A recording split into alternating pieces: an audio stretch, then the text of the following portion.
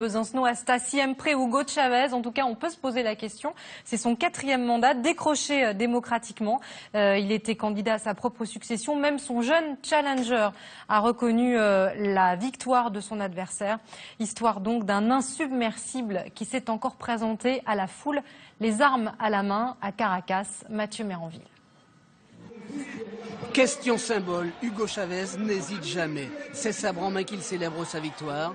Ce sabre, c'est la réplique de celui de Simón Bolívar, héros de l'indépendance du pays.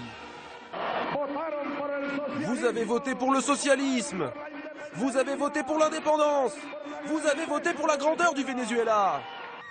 À 58 ans et après 13 ans à la tête du pays, El Comandante réussit à se maintenir au pouvoir grâce notamment à un nouveau programme social en faveur des plus pauvres. Hier, dans les rues de Caracas, klaxons et feux d'artifice ont salué sa victoire.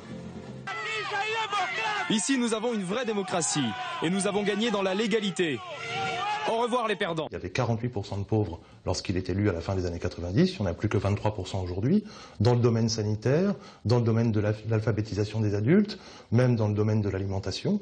Et ça crée une vraie reconnaissance parmi les populations vénézuéliennes qui demeurent fidèles à Chavez.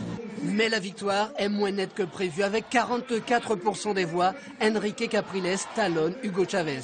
Capriles recueille 6 millions de voix sur 13 millions de votants. Le jeune leader a appelé à la réconciliation. À 40 ans, il devient l'opposant numéro 1. Ces 2 dernières années, le président Chavez a dû se battre contre un cancer soigné à Cuba.